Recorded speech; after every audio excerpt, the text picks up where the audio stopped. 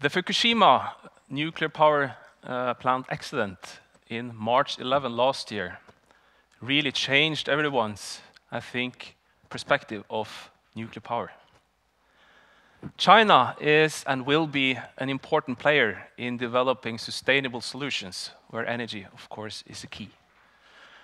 From my position in Tokyo, the capital of Japan, I would like to give you some reflections on these transitions into another sustainable future.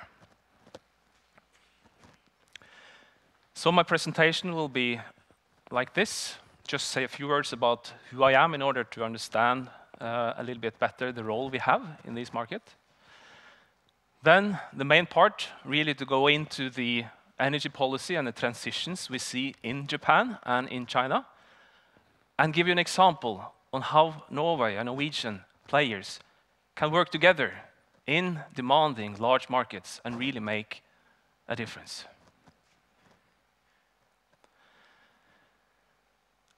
We are, in this part of the world, 4 offices: Tokyo, Seoul, Beijing, and Shanghai. We are a part of the Foreign Service, which is the representatives of Norway abroad. The company I represent, Innovation Norway, is taking ideas to the markets, all in the value chain. This is a very technology-intensive part of the world. So we need to focus, seen on those opportunities in that perspective. So we have these offices. We also have, or we are representing the Research Council of Norway in Tokyo to follow up on an agreement between 2 governments to promote cooperation in science technology, where energy environment is really one of the key areas. So let's go to the content. First of all, how did the world look like before the tsunami hit the coast of Tohoku in northern Japan? Japan has shown a fuel mix trend like this since the 1980s. Relatively large share of thermal-based power, however, an intention to decrease. Renewable, basically hydropower, as a share of about 10%, and a rather large portion also coming from nuclear power.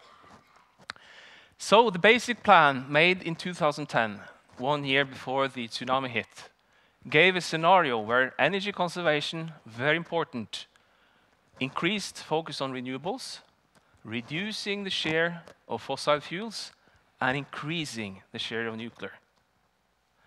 Why was that important? Looking at the important pillars, as I see it in the Japan's energy policy, to be able to have the energy you need in the society, Japan is relying on import of more or less all the fossil fuels they need. Cost efficiency, being sort of a rather high-cost society like Norway, focusing on cost efficiency is a crucial driver for the development of Japan and the Japanese society. And finally, the responsibility Japan takes on the global arena to secure also their commitments on the environment. So for that reason, I would say that nuclear power before Fukushima was actually the Japan solution. They could achieve these 3 things. However, something happened. This is a map of the nuclear reactors in Japan. One box is about 1 gigawatt peak. As of today, there is only 1 reactor operating in Japan. It's in the northern part of the country, in Hokkaido. Why is that the case? The Fukushima accident happened here. The tsunami hit from this side. The reason was that the trust in nuclear as an alternative became naturally very low after the accident. These power plants have shut down on regular maintenance reasons, but they have not been started or restarted. So the question, Japan is heading a very warm summer, like all summers are in Japan, for those of you who have been there. How can Japan secure the peak power they need on the hottest day in summertime if these reactors are all out? So after the Fukushima accident, happening around here. The renewable part, steady. Seasonal variations is the reason for these differences. But as you see, gradually, the nuclear part has been decreased, compensated with more import of fossil fuels. So the reality after March 11/11, as we might call it, is of course the strong public resistance to nuclear energy all over the country. The challenge they face in summertime when it really gets hot. Of course, increased import of fossil fuel is an increased cost burden. Having to go onto the spot market in order to secure your natural gas. Exposing themselves to the energy security challenge, and of course the increase of CO2 emissions. So what should and could Japan do then in the months to come, coming up to the hot and humid summer? PV power is not able to replace nuclear power in the extent that it's talked about. In some low scale, yes, but not sufficiently. Energy conservation will, and I think has shown to be an important element. What Japan did in August last year, when they had a challenge actually for a blackout, every Japanese contributed to save energy in order to avoid this. This was really impressive to observe from the ground. Pump storage hydro to level out peaks could be an effort in order to avoid the day peaks in summertime. And one important obstacle, as I see it, is in Japan, there are 10 large utility companies that have their own markets. Very small transmission between the markets, and there is no disconnection between generation and distribution. This makes introduction of alternatives like renewable difficult. The opportunities are, of course, in these areas. In the long run, from 3 to 10 years, there will be a dramatic increase in the portion of new renewables, photovoltaic, wind, and geothermal. Japan, for those who doesn't know, actually created the momentum for the PV industry globally. After the oil crisis in the 1970s, the Japanese government, together with industry players, developed a huge national program called the Sunshine Program, where the foundation for the PV industry was made. This is a fact. So thinking long-term, believe in the solution and the technology they are developing, has shown to be a good description of the Japanese. Wind is coming. There are several offshore wind projects around the coast. There is one planned outside Fukushima. That's a government-funded one. And then there are a few others also privately funded in other places. Geothermal is a baseload alternative. This can be a plug-in for nuclear. The hurdle here has been the national parks. It's not, or has not been allowed to exploit actually geothermal energy within national parks. Regulations are now eased. This is becoming a reality. Potential for geothermal is roughly 20 nuclear power plants. So roughly 1/3 of those who are out of operation now. This, I think, the Japanese will really focus on. I will not say too much. This is a news flash from a Japanese newspaper showing the steps the Japanese government are actually taking in order to deregulate and simplify the processes for renewable, for power production, and for energy conservation to really succeed.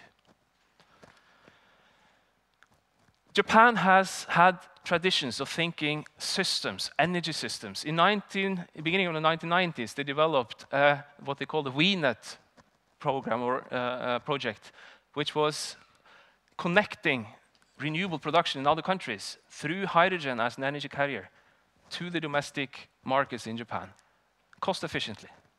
I think this is not a dream. Still, there are a few obstacles and challenges to solve, but this can still become reality in the future. But this way of thinking falls naturally into the globally well-known smart grid concept, connecting production through distribution to demand, secure what you need of power to the application you need at the most cost-effective way. Japan is running several large feasibility programs on this. This is from Mitsubishi Electric Corporation one, close to Osaka, and there are several others also, supported also by the Japan government. So, being a representative from the Norwegian government, we try to seek opportunities. Of course, Japan needs to find solutions. Why don't we join them in this work? The foundation for cooperation between Japan and Norway is long, and it's founded in very good personal networks, already existing projects. I have listed some of these opportunities here. The power market, if they decide to deregulate, we can come in with our experiences from the Nord Pool 20 years ago. Develop the smart grid systems that not only is feasible in Japan, but can make also a global impact. Being a locomotive, as Japan is, I think this is really an opportunity. Zero-emission buildings, energy conservation, offshore wind. We have the representative from Statoil with the high wind concept, which is highly of interest for the Japanese these days. Hydrogen economy, we already have good cooperation with Japan on that, both in academia and industry. And last but not least, the drilling competence we have here. Cost-effective drilling is crucial for geothermal exploitation. And Japan has actually developed some potentials for methane gas hydrates also on their continental shelf.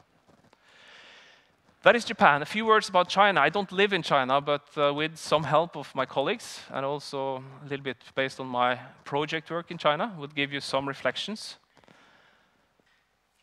China is, of course, really an industrial locomotive internationally. I heard that the estimates until 2020 for economic growth is between 8 and 8.5% annual growth. This, of course, will require energy to fuel this development. Will they use the solutions they have today? Like Statoil representative said, 80% of their fuel mix in power production is from coal.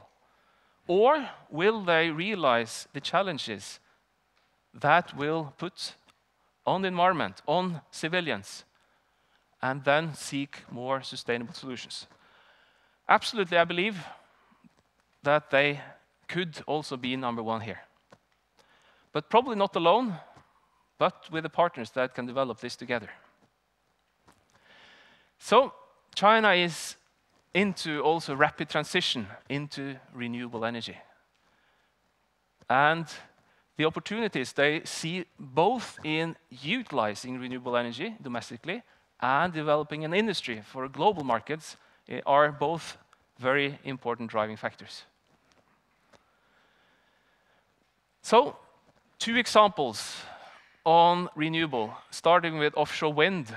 This is a map of the east part of China. You see the Taiwan island here. The highest potential for wind is, ironically, between Taiwan and the mainland China, in the Taiwan Strait. Maybe a few challenges, but maybe that could be also an opportunity to work closer together. I don't know. But here, also, most of the industrialized China is located. They need power, and offshore wind could be a solution. Here, once again, Norwegian technology providers can play an important role, and also those who have experience of developing offshore wind power plants. Another one is solar. As you probably know, China is we're leading in producing solar modules for global markets. With the sort of challenges after the financial crisis in Germany and other countries, they need to also look at their own domestic market for installations. So twofold once again, solution for a sustainable future and business development is driving many of these large-scale demonstration projects that the Chinese are having. As an example, how can Norway and China work closer together, develop business together, and to find the good sustainable solutions? The Innovation Norway, together with some key industry players, founded what we call Norwegian Energy and Environment Consortium back in 2005. This was actually to benefit from working together in the large, very demanding market, utilizing each other's experience, each other's networks, in order to get access exactly where you want it. Focus areas are listed here. Renewable is, of course, an important part of it. So is energy efficiency. These are some of the companies, members here, around 25 altogether. In summary, I believe that locomotives, Japan and China, will actually be important when it comes to what will be the global trends. And the energy policy transitions we now see in Japan and China, I think, will be quite important to hammer out the direction globally as well. So with that, I thank you for your attention.